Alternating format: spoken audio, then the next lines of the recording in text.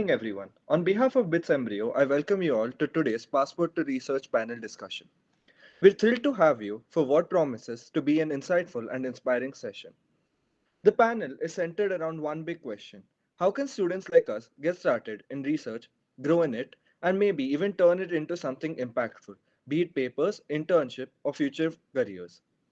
We're joined today by four outstanding panelists who have walked very different but equally inspiring paths in research, both in India and globally. Meet the panelist Utkarsh Tiwari, research intern at INRIA France with workshop papers at ECCV 2024, NAACL 2025, and ICLR 2025. Shikhar Pulbhatia, member of SGAC's satellite group working on solar powered satellite constellations.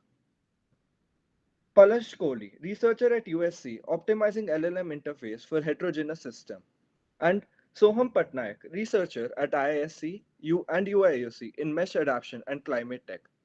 Each of them is currently involved in exciting research work or internship, and while their journeys are still ongoing, their experiences already offer rich learning and insights. Let's begin with the first section of questions. To understand the journey of these panelists, we'll cover their motivation, how they found the right opportunities, how they applied, and how they have navigated their internship or research projects. Can you introduce your research experience and what you're currently working on? Utkarsh, can you? Yeah, hi, and thank you for doing this call. I'll go through chronologically of what I've done in the past and how those things came to be. So, I think I reached out to a few professors in my 2-1 to start, looking for SOPs for 2-2 and other things that they were doing, things like that. So one professor was working at that time on graphics and 3D CV, and I hadn't done a lot by then, but I was like, okay, this makes sense. He sent me a bunch of papers to read, and then he had a problem statement in mind that he was using more geometric ways of solving. And I happen to know that there are new ways of doing that via uh, neural networks. I'm talking about like photogrammetry and nerves if someone is interested. But so I worked on that for some time, and then that got converted to a SOP for my 2-2. Not a lot of productive things came out of it, but it was like a good start to begin with. And then during December, I think the BITS admin sent out some email forward from the Char Park Scholarship Foundation that the scholarship portal is open and you can apply and all. So the Char Park Scholarship is a scholarship for France that you can apply for, and then it helps you. The French government pays you money for your research, your stipend, and they help you with the visa and all of that. But the caveat is that you need to get an acceptance from a lab before you can apply for the scholarship. So I found out that this exists in like February, and the deadline for this was the end of February. So I almost did not apply for it. But I talked to a bunch of my seniors, and shout out Pulak, he forced me to send out applications. Might as well. So I did that. So INRIA is like the big national French lab, and they have a bunch of subsidiaries. Like there are like hundreds of groups within INRIA all over France. So it was easy to find like a consolidated list of all the labs and what they work on. So I applied through there. I sent like 20-25 applications. Thankfully, I got one reply that got converted to an interview, and that got converted to an offer. I think eventually we'll talk more about what the interview was like and what they're looking for, etc. But so that was. Oh, I ended up not getting the Charpak scholarship because the acceptance from the lab came after the Charpak deadline. But the lab itself had enough funds to pay for the stipend, and visa wasn't really that big of an issue at that time. So that got sorted. So I spent my year after my second, sorry, I spent the summer after my second year in France at that internship. I worked on vision, video understanding, things like that. And then I came back. So I don't work in vision anymore, but what that gave me during that 1.5, 2 month period was the ability to like understand papers and not be intimidated by how much work goes into writing a paper. So I did a bunch of like independent stuff with a few professors on campus and a few friends of mine who were also into research. So I think since then we have some independent stuff going on. We have a couple papers out from that, and mostly that. I'm sure we can talk about other things in detail that are of more interest to people.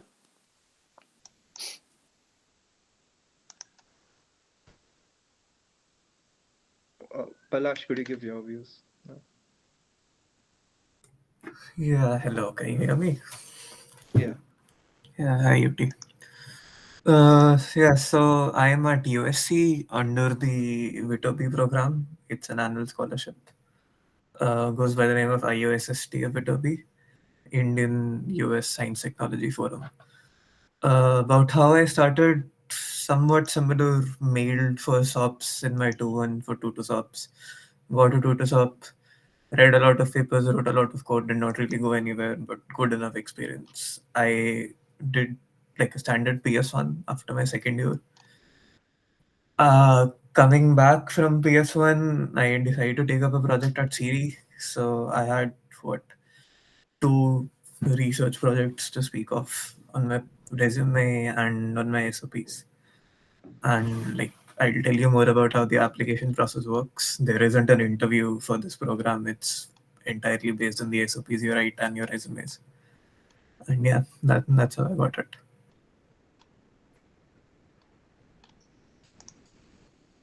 Sohan, could you share your views?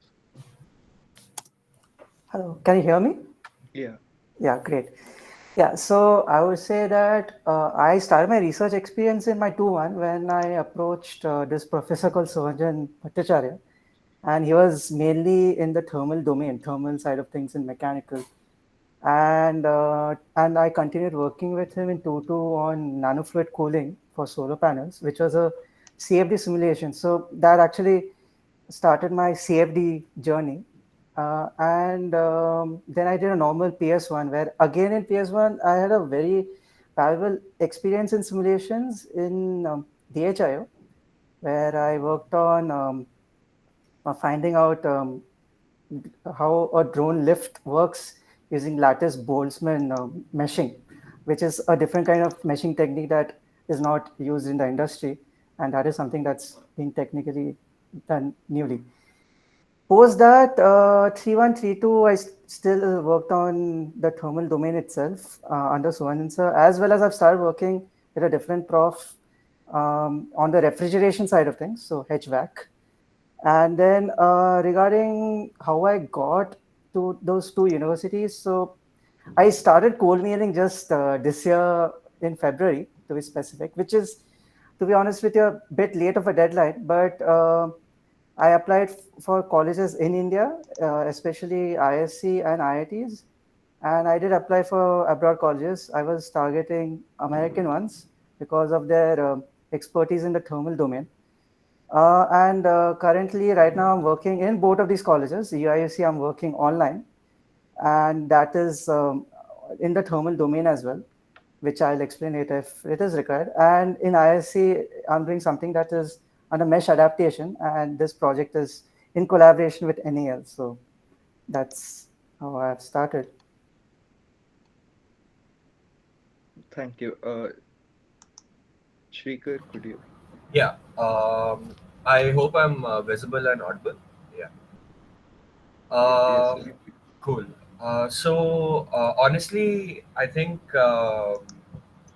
this whole process that I went through was very different from these three guys. It was a huge stroke of luck for me. But I think what really helped was keeping an open mind. And so this was around December in 2-1, and I was on the lookout for things that I was interested in.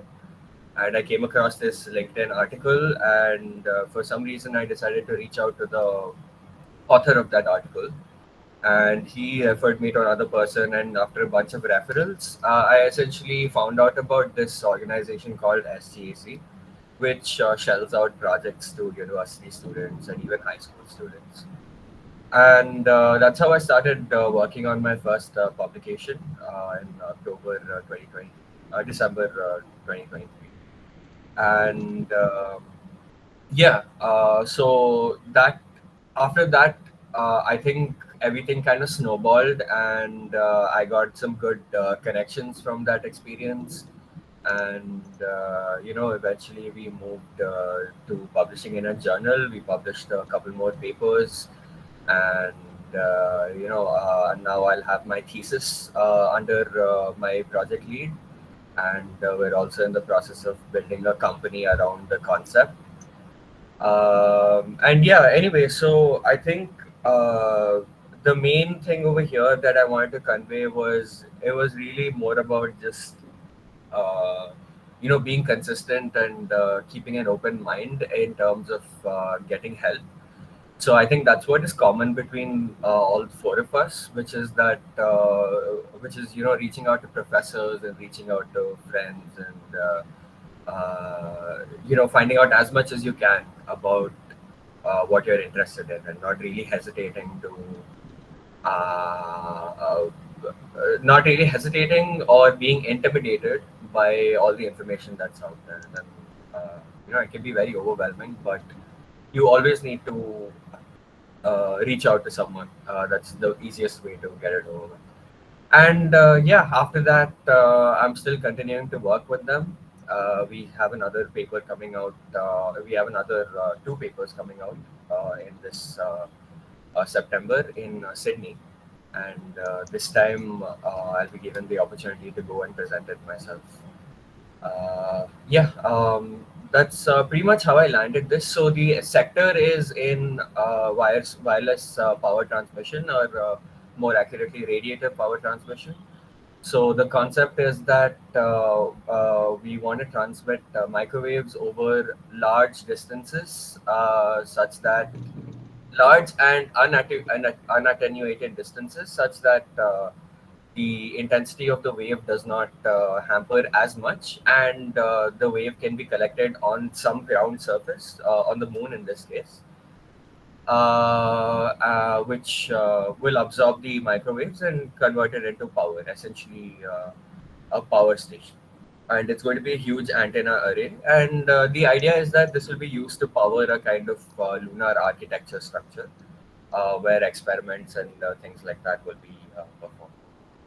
There's a bunch of papers that my team lead has already worked on regarding this whole concept. It's called Diana, which stands for Dedicated Infrastructure and Architecture for Near Earth Astronautics. Anyway, so my role specifically is related to astrodynamics, which is studying how things move in space, and a little bit of the electrical power in our system. So I designed the whole power storage system and the power control and design unit for my satellite. Okay, yeah, that sounds interesting. So how did you guys identify the field of interest? Since that there's so many domains in each field right now, how do you identify what are you gonna do? I think I can start. Uh, so I feel like CS research is it's a little lucky in in this exact question, because for all other natural sciences you need to have a lot of uh, in the sense that the amount of things you need to know to get started on ideas in CS is a little low for at least ML right now. Like personally, I just started with Vision because it was the most accessible. I had done basically nothing, but I had done a little more in Vision than in other fields. So I started with Vision, and then by that time I was following a lot of people on Twitter who put out their papers, announcements, and things like that. So I came across a lot of papers like every day on Twitter in the month of like August, September last year. And then I found this like very specific niche of like formal logic and interpretability and deep learning that was really interesting to me. So I kept, following that rabbit hole. And so that is how I ended up where I am right now. But of course, all of us are like very young to stick to something. And then just say that we work in this and nothing else. So that's what I currently work in. There are no promises of not switching in the future if I don't find something more interesting. But yes, in CS at least you just need a GPU, and you need ideas and the ability to code and the ability to read papers and understand what has been done and what and an intuition of what will work and what will not work, and then you can iterate through ideas pretty quickly. But even then, it's a little difficult to get things started because bits is a little unhelpful in terms of providing you GPUs. But that is another bone we can pick later. Thank you, Utkarsh. Sohan, if you could continue the discussion. Yeah, actually, so in a mechanical side of things, there are a lot of domains, unlike CS, where there is a restricted thing, if I understood correctly. Now, in mechanical, I would say you can divide into thermal and fluids as one domain that people can get into. One is mechatronics, which again involves not only the mechanical side, but also you need a bit of your ML models and all that, and electrical knowledge. So if you're going to mechatronics, robotics domain, then then you can actually go more into the mathematical side of mechanical, especially in the CFD. So over there, it's more there's more research on developing new techniques. Now, for example, mesh adaptation. Now that is not actually a mechanical topic. That's more of a mathematical topic. You need to know more maths, more M3, to be honest with you, on this. So that's something that people can get into. Now, how you can do that in bits? Now in bits for mechanical, thermal domain is very strong, like pretty strong, I would say, because most of the professors there are involved in that domain. So you can churn out a paper or two while working with those profs, and you can actually get a good output. Like I have gotten so. Then in the fluids, unfortunately, it's not that great. Maybe one or two profs are there, but the research output is not that great. And we don't have great experimental setups, which is another thing that is actually important from the mechanical side of things. Like if you are simulating, before that, you need to have a good experimental setup or a good experimental data, which you can base things off. Since BITS does not have a very good mechanical facility as such, so it cannot, the fluid domain is quite weak, but you can try outside options, outside BITS. As far as robotics and mechatronics side is concerned, that I have lack of information about, but you can try out profs which are not in the mechanical domain to start with, and then you can reach out. That's what few of my seniors have done in this domain. So, yeah. Thank you, Sohan. Shrikar, if you could continue on your list. Yeah. All right. So I think, like Sohan said, aerospace is also a very vast field, and aerospace and mechanical, in fact, go hand in hand a lot of the times. But yeah, just from the topic that I have been working on with SGSC, that itself has been able to get 4 different papers in different kinds of fields. So you have astroparticle physics, or you have attitude dynamics, or wireless power transmission, electrical power systems. So there's a lot of, you can also work in bioinformatics or civil engineering. Anyway, a huge array of applications in projects like aerospace. So I think when you have so much information out there, and when you have so many options out there, the best question to ask yourself is, what is it that I'm trying to answer? So, if fundamentally the core belief of engineering is how do I make things faster and how do I make things smaller, at least in the semiconductor industry. And at the end of the day, the ultimate question that we are trying to answer as engineers and as people who want to make breakthroughs in science and engineering is, how do we make it faster and smaller? I feel like aerospace answers a slightly different question for me, which is how do we understand the universe in a way that we can perceive it? And I think that's a very interesting and much more high stakes question for me, which is what led me to decide that I want to lean towards physics. and more towards aerospace. And yeah, again, 100% disclosure. All the work that I've done, yes, it was very interesting, and yes, I had fun. But it's not a life goal of mine. I do want to go into research, but I want to go into more pure physics research. But this research experience has definitely been like a massive stepping stone in that process. Thank you.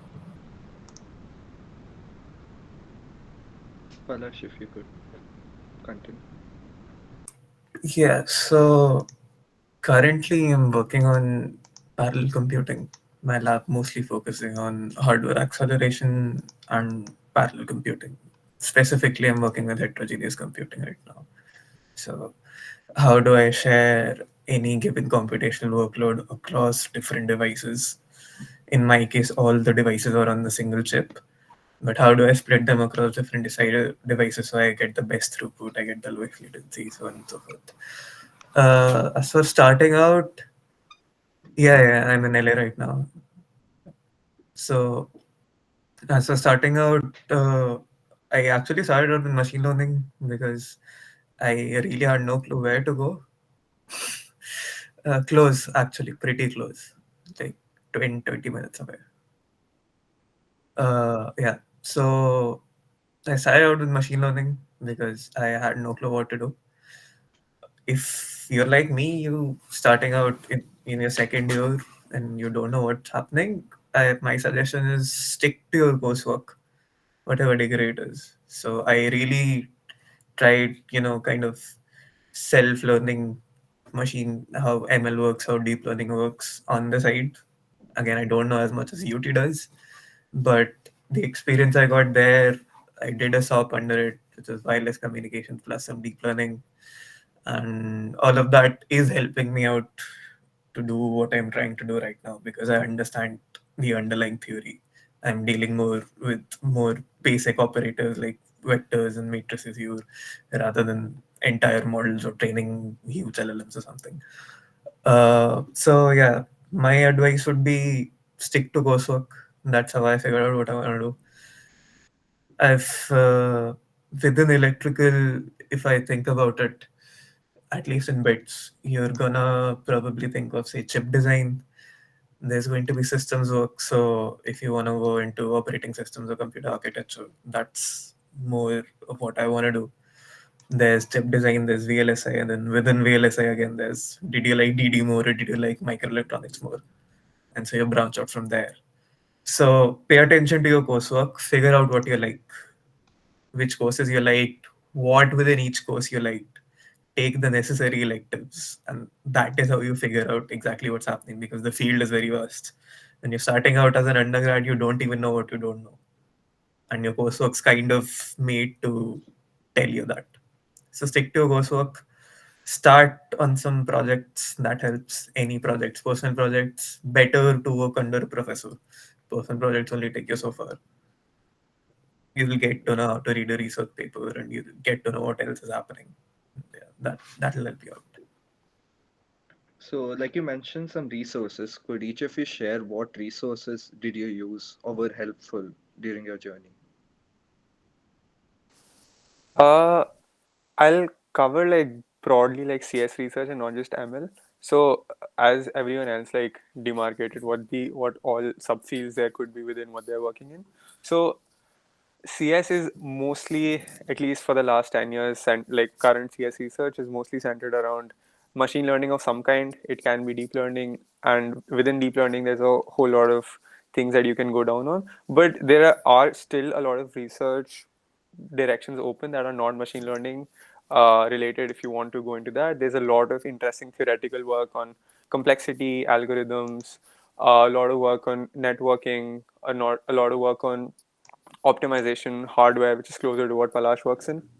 Uh, but I don't have good resources for that. Of course, you can just start with the courses that you have at BITS. I think you will have at least one course that at least touches on any field that you're interested in. And then either find the professor that teaches it and then ask them for recommendations. Ask them for extra things that you can read on. Try to take that course early in your second year, 2 2 3 1. Try to reach out to people who work in that and are accessible, in the sense that you have a higher chance of getting a reply from a PhD student than a tenure professor. So those are the kind of nuances that you'll learn on your own when your first 30 emails go unanswered. If you can find people who have worked with other people but are active on Twitter, and have they you know other people who have gotten replies from them, probably master's students, things like that. So reach out to the most accessible person, start to build connections within the community that you're interested in. That is the biggest the biggest moat for research, is having a good set of people to be able to bounce ideas off of with. There are a lot of things within bits that help facilitate that. IEEE is a great organization for ML, electric, Phoenix research. More focused is like, there used to be this CV, Computer Vision Society, but I don't think that exists anymore. Reach out to seniors. There are a bunch of people who work in a lot of cool things. Bits alumni are everywhere. Like, any field you want to work in, I promise you, there's some cracked person at some cracked lab doing something fun, and they're much more likely to reply to your emails than other random people. Other than that, be on the lookout for what. So there are two ways to get a research internship. Either it is to get it through a program, and this is like a scholarship or a summer program that you have to fill applications for. You have to fill SOPs. You have to write why you want to do this. You have to give your transcript and all of that. I think Palash is better suited to answer that because he's doing something very close to that. Um, there used to be DARD and MyTax, at least a couple years ago, that were very helpful for CS, Phoenix, and even Mech and other fields, I think. But those have been stopped, at least for the foreseeable future, for Indian students. But that's fine. There are still other things that exist. For France specifically, Charpak exists. Um, and for Germany also, I'm sure something exists, but but I don't remember it off the top of my head right now. But yes, find out what these things are, what these set pathways. Oh, okay. So DARD used to work like Charpak, where you have to get a acceptance from a lab and then you get the scholarship or not. But yeah, find out these scholarships, try to apply for them. That is the best way to get anything done, because these scholarships are like by governments of those countries. So funding is no longer an issue, which is the second biggest mode in research, getting any money. Uh, because professors will want to work with you, but they will have no money to sponsor you, to fly you out and pay you for the 2 months that you'll be there. Same for the six month thesis if you want to apply in your final year. Other than that, like more logistical resources, Notebook LM is great, ChatGPT is great. Uh, I right now, the access that you have to information and the ability to understand that information is skyrocketed because of LLM. So use that to your advantage. You need GPUs to do meaningful research for at least ML. So start with Colab. Try to validate your ideas. I think you can get IPC access, like IPC GPU access, if you ask the correct professors. Professor Dhruv Kumar, thankfully, is one of the few professors in CS department who gives a shit about research. So try to reach out to people like him. He'll probably set you up with someone. And he's been, doing a lot of good things within undergrad research scene. So that is another thing. Uh, just have some way that works for you, that you can use to access new research on the, like, at least weekly, bi-weekly. For me, that has become Twitter, because I just happen to follow a bunch of people who tweet about their papers, or all of this LLM discourse that happens. So just find this community that helps you understand what is going on, keep you on the track. So that's that. Not like a lot of resources depend on what subfield you work in. So I think it's a more specific question that can't be answered more broadly. Okay, thanks, Utkarsh. Shekhar, in the space of aerospace, in the field of aerospace. Yeah. Again, resources is a relative thing. You can either go through lecture series, or whatever it is, the topic that interests you. How you find out more about it is completely up to you and how dedicated you are. But how you make progress in it is again like it was brought up previously as well. uh, you need to be very very involved with your teammates or your professor or your team lead or whoever it is. This is post application. This is how you make the most out of the opportunity that you get. And I think uh, the case with Germany is in fact, I even ended up finding things that are more interesting in physics. So I don't know if you guys have heard about Max Planck Institute, but there's a it's I know I've gotten to know a couple of people over there, and I made a couple of connections through my experience with the people in Germany. And there's a potential of doing a project under them as well in the field of astroparticle physics. But it's really more about how well you're able to take advantage of your connections. And in the case of Germany, again, US, the whole case is like that blown out of. It's a whole other thing. I won't even get into that. But for Germany, what I've heard from the people who've worked over there, as a matter of fact, even a friend of mine did his PhD over there and just came back.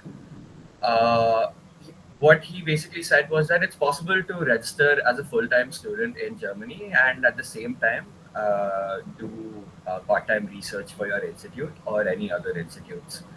So as far as money goes, yes, like Utkarsh mentioned, the people themselves who are calling you may not necessarily be able to pay you, but you will certainly have plenty of opportunities to sustain yourself in that place. And I think since Palash is actually living somewhere different now, he might be able to expand a little more on this. But yeah, as far as resources go, I think people are your best bet, and as many people as you can, so you can verify the information that you. Thanks, Shrikar. Palash, could you help us share some research opportunity you tried out when you were starting out, like places or programs you can apply to? So I will name a few that come to my mind, but there's a GitHub repository out there somewhere which lists a lot of these programs.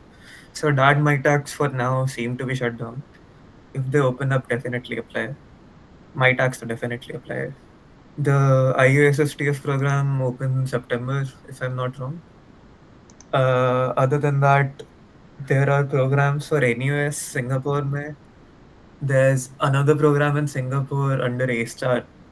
Both of them have their deadlines earlier, so I think August or September. Look for those.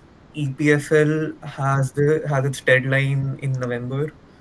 ETH also has its deadline in November. The thing about ETH and EPFL's program is they are longer, so they will stretch out into August. Yeah, I think this is the repository. Yeah, and what else? There's a website called SIROP, SIROP. European institutions, and I also think some American ones post their research opportunities there, so you can try and apply. Other than that, if you're applying to a program, most programs are funded. Like in my case, the only thing I have to pay for is dinner. Like I living is sorted here, all the travel is sorted here. So if you get into a program, that's great. You get a good stipend. If you don't get into a program, again, funding is an issue, like UT and Shrikar, both of them said. From what I've heard, Europe tends to be more lenient. American pros already have a lot to do. So do European ones, but from what I've heard, European ones seem a bit more open to it, at least hosting undergraduates.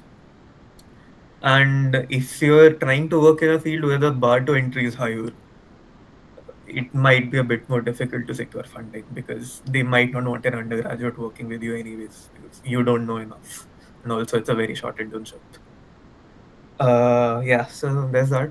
When you're applying to programs, every program has its own thing.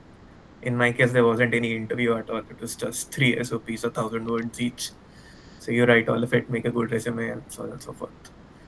Yeah, that's pretty much it. And other than that, resources, I'd say when you're doing courses and something seems interesting, try finding the seminal papers about that thing.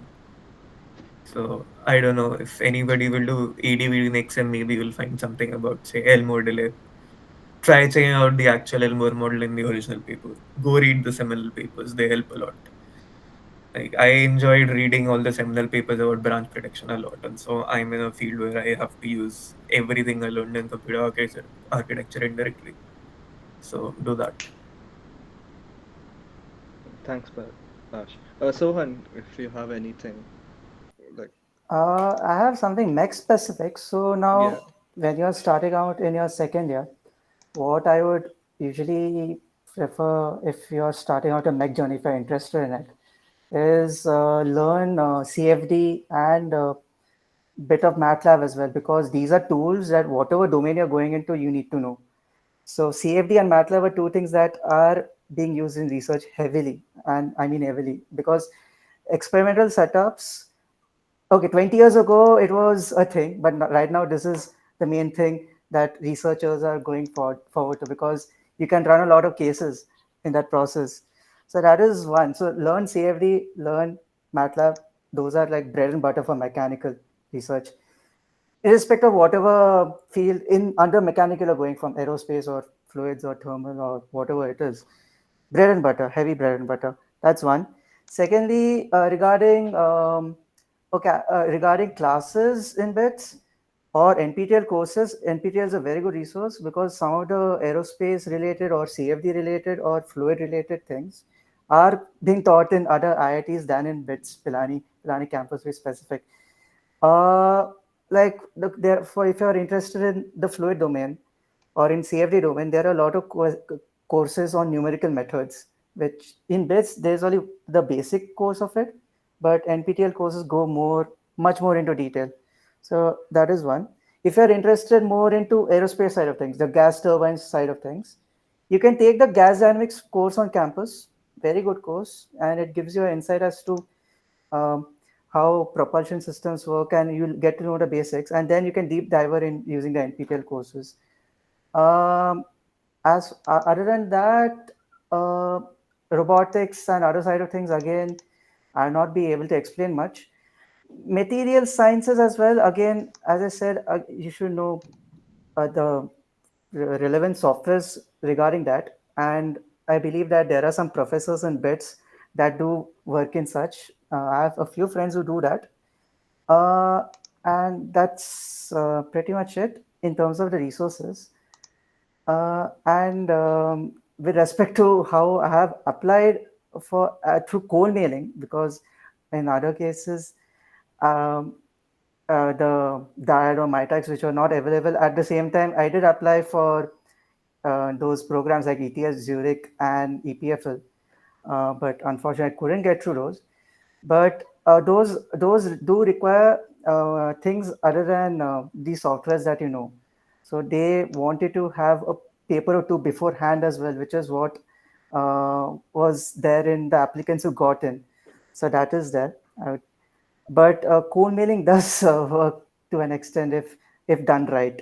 So for that, build a good resume and also be specific as to what you're working right now. So for example, when I was working in BITS, I was working mainly in refrigeration simulations, and as well as I was working in nanofluid cooling.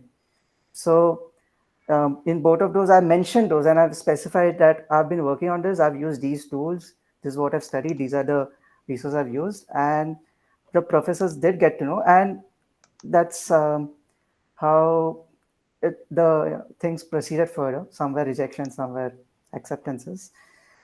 And also, one more thing, for a CFD, you need a resource heavy PC, a good GPU. So for that, you can ask professors. They do have labs where they have computationally good PCs where you can work with and do your projects. So yeah, that's pretty much it. Uh, Since you mentioned cold mails, how Mhm. personalized were your cold mail to each of the profs? And Okay. how did you deal with the rejection or where things didn't work out? Just went forward. Right. So first of all, I would say one thing to everybody, those who are going through Coleman, is that always start in the month in say October November period of this year, and not late as I've done. I've done it in the month of February of this year, and I got lucky. I'll be honest, but I would say start early, the best. Earlier the better. Basically, that's one. Secondly, cold mailing processes. At first, I did mail Indian profs. So that's how I got my IISc prof, and that's how I'm currently working with him. And it is a thesis project as well. Uh, so while I was cold mailing, again, as I said before, I was very specific as to what I was doing. So, and I was the mails that I was sending were tailor made. So, for example, if the prof was doing something in aerospace, for example, I would say I've done the gas dynamics course, but at the same time, I have done certain projects in the aerospace sector to an extent. Or, for example, there were some profs in refrigeration that I've applied to as well. So, in that, I've put the refrigeration work that I've done in specific. So, I have put specific things for specific profs. That's one. And then I did apply abroad as well. I did try for many universities in the US, specifically in the thermal domain. And at first, I did mail to profs directly. It did work to an extent, but most of them were rejections. But I did have an idea of mailing to the PhDs also of that particular prof. For example, the UIC one, UIC one. So the prof gave me that I could work, but the thing is, the project that he provided me was not of my interest, even though he had other interesting projects in line that he had. So I did contact his PhD to be specific and said that if I could work specifically in thermal simulations for solar panels in general, which was what I was working in college, and I would like to continue that. And that's how I've gotten that project. Yep, thanks. Just one question for all of you. How different was the research environment abroad and at other universities compared to BITS? Like, any notable differences in mentorship structure or expectations? Yeah, bro. I think all of us have very passionate views on this. I know at least Palash does. There is no research happening at BITS. Are there any professors like that you invited? But either way, there is no notable research happening at BITS, at least in the CS department. Um, as I mentioned, Professor Dhruv is trying to change that. Okay, there's one person who does something. That's it. That's the bar. And yeah, huge difference. A lot of funding is the issue, I think. Like, funding is the main issue. There aren't enough funds, but that's also a cyclical reason. There aren't enough funds because there isn't enough anything to show for it. Um, so you can try to, like, SOPs is a good way to start, but that won't get you where you need to go. So do your SOP, do something in, like, just do enough to have something on your resume and start applying. Uh, Very notable differences. A lot of people have a lot of ideas outside, a lot of money to test those ideas, uh, a lot of like different priorities. They want to get published, they want to do interesting stuff. That's just not happening here for whatever reason. And I like, it kind of makes sense that this might be a problem in like natural sciences because you need a lot of equipment, a lot of like heavy machinery, expensive shit. But I don't know why that's not happening in CS. They don't even have a good GPU program. Like, you have to beg professors to get 1 day of GPU access, and even that's like shit GPUs. RKIC is a very welcome step in the correct direction because they have a lot of okay. At least the lab that I am associated with, they have a lot of good GPUs, so it gets me by. But even to get into those, you have to go through the professors and try to convince them that you're doing something good enough. But even then, you'll be left on your own. There isn't enough guidance, and I don't think you can do any good research, at least when you're starting out, without any good guidance. So you can try projects on your own, but I don't think it's gonna go like you're not going to do anything novel on your own. You need some mentorship to get started. So that's the, like, don't have too much hopes with the bit system on its own. It's good for certain things, not good for this. So Yeah, can I go next? Oh, okay, yeah, go ahead. yeah, I have strong opinions too. Yeah, so there is hardly any research being done on bits, honestly speaking. I worked with Professor Sandeep Joshi at the Tripoli department. He, I think, is somewhat an equivalent of Dhruv Kumar in Tripoli, at least in the sense that a lot of people who end up doing projects with him end up getting something published. And the thing about Tripoli and like Tripoli allied fields is the experience of writing a paper is somewhat more important than the content of a paper. Obviously, don't publish at a very low level conference or anything. Try not to. Like, at least if you're publishing something, make sure it's something that's validated by EEE or ACM. But in Utkarsh's case, I think ML is too competitive of a field now. If you want to go to higher ed or PhDs, most people need A-star conference publications. So that's something else. But in Tripoli, at least, if you get something of decent value published, the actual experience of writing a paper is what a lot of profs are also looking for. Because if they think that the rest of your profile is good, they can teach you what to do. And then paper writing is already something you know, so that's a plus for them. So get that done. And as for the difference in research culture, it's huge. Triple E mein, I can't think of any big labs as such. Here, every prof has somewhat of a lab of their own. My professor has 2 labs under him. And yeah, you've got like 10 to 15 minimum papers out in a year. So that's a huge difference in the standard. Funding is not an issue here once you get to a university. Again, GPU clusters, you can get as many of them as you want, all the servers you want, all the new, I don't know, FPGA boards or microcontrollers or whatever you might need. Bits may funding is a big issue, so start with a SOP. Just start with a SOP and try to turn that into a decent enough paper. That's pretty much it. so like a question to all of you. Certain topics no prof is related to. Like you approach all the profs with a SOP in a particular department. None of them have like are involved with a certain topic. So none of them end up giving you a SOP. So what steps can you take if that happens? I mean, if, for example, if there's a prof in another department, maybe that might work on it because sometimes fields overlap a little. As far as I know, nobody really is doing Compark research. Friend of mine went to Sadeep Mohan for a Compark related SOP, he got a robotics SOP, and so that happens. So try looking into other departments. Cold mail to somebody else in India, man, if you have the time. Like, if you want to do a semester project, don't take a SOP, take a light course, or don't take a course, do something else in your CENT instead. And write to any professor in India, they might be doing something. That might help. For CS, it's very likely, more likely than not, that this will be the case. But at least in my opinion, if you have enough understanding about what you want to do and you have enough interesting ideas, even if they're not able to help you build on those ideas, they'll be there to validate it. So I did the SOP that I did last time was under Jagasesh Allah, and it was on interpretability. And he straight up said, "I don't know interpretability," but I had already started doing that project a little bit, and I had some results to show for it. So he at least gave me the credit space to do that in. So he gave me that SOP. I didn't have to like meet with him every week or explain. Like I did have to explain to him what I'm doing, keep myself accountable and all that.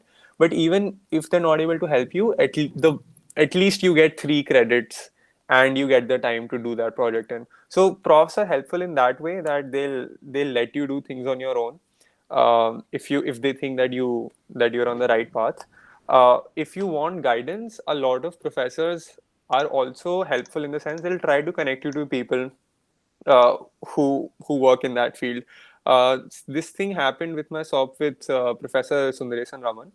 We were working on something and he wasn't really knowledgeable about it. So, but he had people that he knew in America and like other universities in India, and we set up calls with them, try to figure out if this is doable, this is not doable. So they're still your best bet.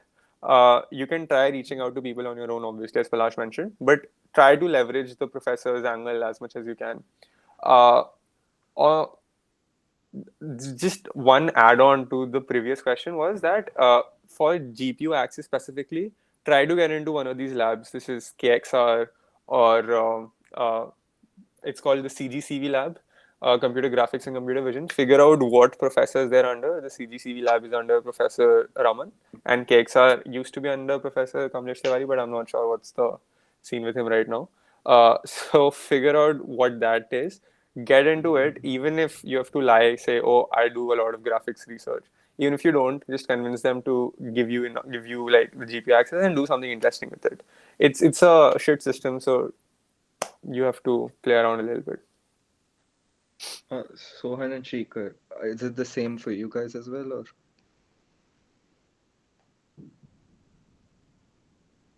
Yeah, I'll be specific bit in the mech here.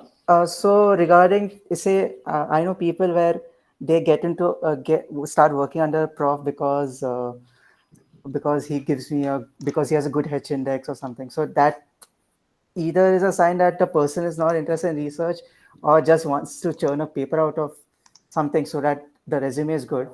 But that should not be the case. But even if a person is interested in research, and usually the professors are the starting point, but at the end of the day, they end up doing something that is not that they're interested in.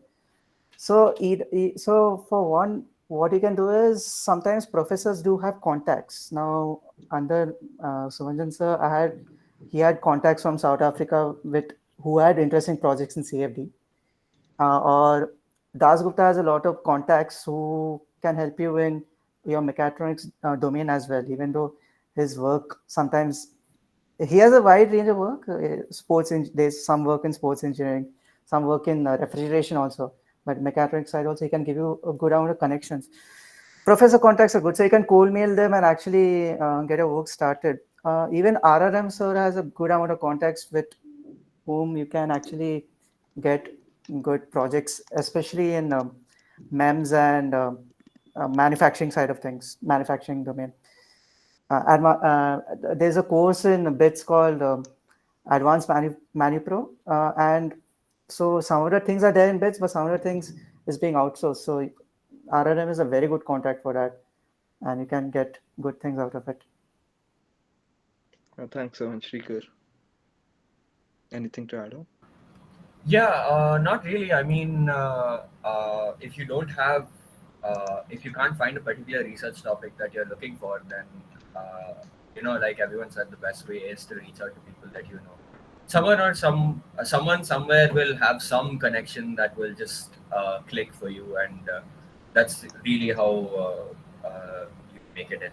And yeah, and of course, you don't just take it for the sake of taking it. You also have to try to really truly appreciate the work that you're trying to do, and try to understand it on a deeper level. So again, that's the problem with research in bits. I feel like, which is that you know the prof that you're doing your SOP under should essentially be the middleman between you and whatever progress you're going to make. The actual SOP is not the project that you're building. The actual SOP is how well that project is working, right? The parameters that you're testing for that project. That's at the end of the day, that's what you're trying to measure. And the whole setting up part, that should not take you more than 1 month. After that, it's all about improving and designing and building upon your structures, reading more papers, trying to incorporate ideas and so on. So in this phase, I feel like bits profs are not helpful at all. They're kind of just like, oh, read more papers, or just figure it out. It's not my place. So that's definitely not the case if you're working in like a proper research organization where the end goal is that you want to get published, right? You publish results, and the only way you publish results is by constantly running and fine tuning and going back on your research, improvising and so on. So yeah, I think that's how anyone's approach with research should be in general. If you guys have anything else to share, you can. After that, we'll be opening the floor for audience questions. Yeah, just a few miscellaneous things. Um, Another big moat in getting anything done in CS research is being able to do it, which means please learn how to code. A lot of people, at least this was me when I started, a lot of people pivot into doing research than computer programming or lead code or DSA is because CS में कुछ करना है but ये नहीं हो रहा. It works for some time. Like you can get great ideas, you can understand what's going on, but it's very difficult to put your ideas into practice if you're not strong on that front. So get started on that also. Another thing is that if you get a good SI, this is a tangent, but if you get a good SI after your second year, you can uh, you can leverage that to get a good PPO, which means all of your fourth year is now sorted, which means that you don't need to do a PS2, which means you can do a 6 month thesis, and that 6 months of actual research experience will have a lot of good output. You can leverage that for a good LOR, which is going to look great on your MS apps. If that does not happen, then all of it is dependent on your placements. If you don't get a good placement, then you'll probably want to do a PS2 so that you're not, unemployed if you don't get a good master's program or something. So more logistically, also like think about things like that. And placement के लिए eventually करना तो पड़ेगा ही DSA. So just start early if you can. It'll help you both in research and in general. So that's that. Uh, Other than that, yeah, know the people that do the similar kind of research as you in bits. If you do anything related to DL, there are a bunch of CS seniors who have done something similar and will be happy to talk to you. A lot of my connections, like a lot of my like research ideas, were either validated or shot down, or I found collaborators for when I reached out to people and talked about my ideas to them. It's a great exercise. You can't do research alone, so you start building that community. Yeah, adding on to what Utkarsh said, again, what I've seen and from my own experiences, Triple E and IEC doesn't stress programming enough. Now, you don't need to be like a great competitive programmer or something, but be comfortable with coding in, if you're strictly looking towards Triple E related fields, C, C++, and Python. You need all of that for scripting. Bare metal programming happens in C and C++. I am going to be doing a lot of C, C++ right now. Python's used for simulations and everything else. MATLAB, MATLAB, from what I've seen, I think Shrikar would know more. Power electronics people need it more. RF people need it more, from what I know. And yeah, as for again, yeah, our Indian summers are very short, as in academically speaking. It's just 8 weeks usually. It's not a long time. So yeah, if you can get a 6 month thesis, that would be a very valuable research experience instead of getting like a summer intern, like a summer research intern. If you get both, great. But if you plan on focusing just on an industrial intern through SIs, get an SI, get any SI. You're still very early on. You don't need to like focus entirely on one field. Get an SI, get a PPO in a company you would like to, or like get a placement fast, and then do a thesis. One more thing, Intel's got an architectural research lab in India. They take up, I think it's called an industrial thesis. They allow for industrial thesis. They also allow, I think, one of the few research labs in core which will allow undergrads to work as full-time employees. And you can also apply for their summer internships.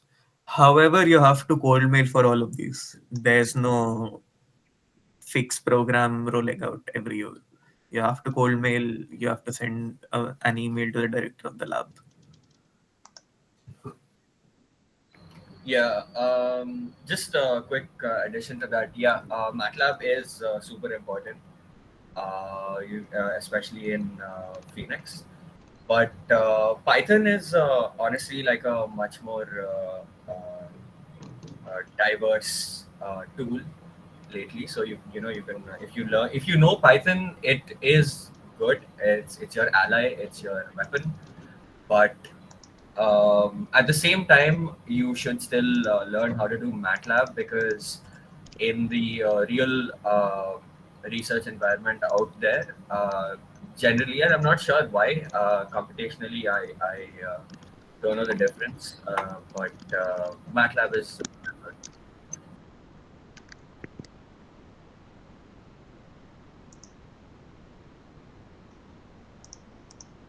Yep. Thanks. So there was a question in chat. If you people could please answer it. I think the answer depends. Like, obviously, don't say no to something like a maths program at Berkeley or something like super nice. Don't say no to that. Do that instead of an SI. But I'd say that the PPO thing is more standard. It's safer. You get a 6 months thing as opposed to a 2 months stint. You can obviously just go all in on research. Just do that for all of the summers that you have, and hope for a good either a pre-doc program or an MS admit after college. It's you can do that obviously, like, but you have to like keep other things into account. Like if you have a bad CG, for example, then this is not a very safe option for you. So have a backup. Also depends a lot on your risk appetite. I don't have a very large risk appetite, so I'd say personally I would want a job offer to fall back on if the MS admins don't work out or something like that.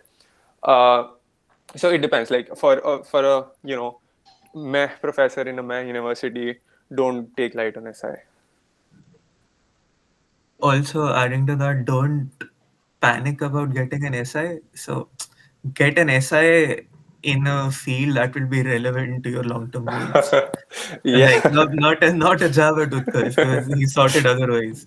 But like if you don't have an established profile in the direction you're heading in already, don't go for a random company.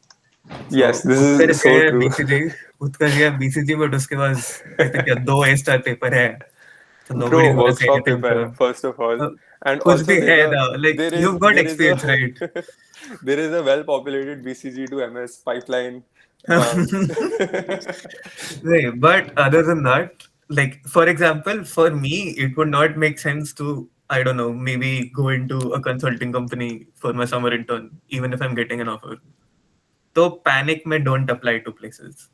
Like if you're in Triple E, तुम्हें core में भी जाना है, maybe sit for software engineering, that's fine. That's still somewhat relevant experience. You need to understand the stack of technologies that you're dealing with, anyways, right? But किसी भी random जगह मत apply कर देना कि आई डोंट नो नायका आया है प्रॉडमैन role के लिए मैं कर देता हूँ बट मुझे सेमीकंडक्टर रिसर्च में जाना है don't do that other then that या keep your options open I would like to add to that. Now, MECME, to be honest with you, a very few or lack of them actually do come on campus. And even if they do, they are mainly roles that are not fluid related, thermal related, or anything that's actually proper core mech. For instance, mainly on the supply chain side of things. So if you're actually interested in that, go for it. But other than that, I would say for the mech side of things, it's better to go for a research intern over any of these companies in mech, because anyways, you're not gonna do anything that's core when you're joining those. So yeah.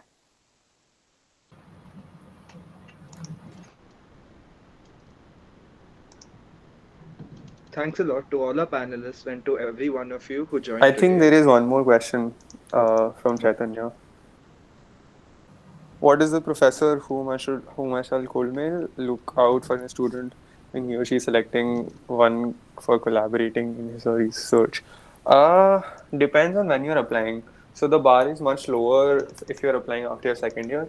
They just want to know if you know about the project, like if you know about the field that they're working in. But if you're applying as like a PhD student, obviously they'll expect very good papers from you in the past, a lot of citations and things like that. So right now, have a good resume that you can talk about your SOPs in maybe and the kind of stacks that you worked with, the kind of things that you just know about. You don't need to have done a lot of novel things in it. Other things that they're looking for is your availability and shit like that. So make that like very clear in your email. Don't have a very long email. No one's gonna read it. have like 1-2 paragraphs and that's it. It's just all logistically important information and your resume. That's it. Also, if you're applying to a program, it's a good idea to either reach out to the prof earlier or to a PhD student under the prof. Usually, you'll get faster replies from PhD students, and even PhD students try to mail first year or second year PhDs. Fifth year PhDs are going to be busy with their thesis. And it might not even be an email. You can just send them a message on LinkedIn. That's what I did. And I think that helped me get into the lab I am at. So yeah, connect with people even for programs. Yeah, absolutely. And yeah, reaching out to PhDs is honestly probably your best bet, because not only will they give you an idea of what the project is like, but at the same time they will also be able to give you an honest review of what the research work exactly is, and how exactly you might fit into it. PhD is obligated, rather PhD is less obligated to you know uh, give you half-assed responses. uh, well, actually more obligated, but let's just hope that the PhD person is a good person. Anyway, um, yeah, that's pretty much what the prof is looking for, which is for you to be very proactive and for you to like find out as much as you can before reaching out to him, and just making sure that you don't sound like you're pretending like you know what you're talking about, but rather just be honest about your curiosity. And the best way to show that honesty is by telling him exactly what questions you have, or what you're trying to answer essentially in this field of research. And I think that's the best way to catch someone's attention. I'd like to add to that as well. So one is, again, as the other three have said, PhDs are a very good way to actually gather a lot of information. And also, like how I got my project, you actually tend to get projects that are oriented. So, for example, a professor, he might have different projects, and the one that I was assigned at first was not something that I was interested in, but I did approach one of his PhDs, and the project was something that I actually enjoyed working in bits, and I'm continuing to do that, and it's in a much better environment. So PhDs are a best bet, yes, and resumes are keep your resumes good, strong, write all the skill sets that you have done. If they have Answers or ComSol or any CFD software that you have done in your college life, they will actually be eager to work with you. That's one.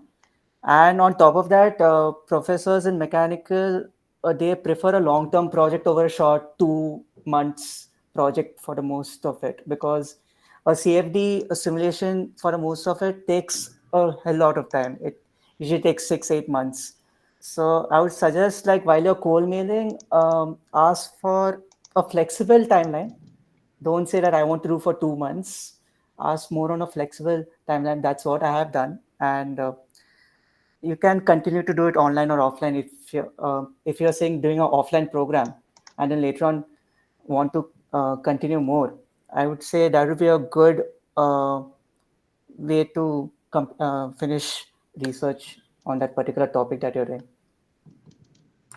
Also, one again coming back to the same old thing, software access is limited in Triple E too. So, uh, in for EDA, a lot of knowledge for tools is very important, and especially if you're working more on the analog side. So, Cadence tools, Silvaco, Allegro, Vivado, right? Yeah, basically Allegro and Sigrity and everything else. So these are very expensive suites, and their access is given only to master students for their coursework. So if you want to use them, they're available in OLAB. But as an undergraduate, you'll have to take a project under a professor. Profs like Rahul Kumar, maybe those who work in VLSI very close to semiconductors, they can get you access to the OLAB. Once you're in OLAB, you can start to explore those tools or use them in your projects, because tool experience is also very important.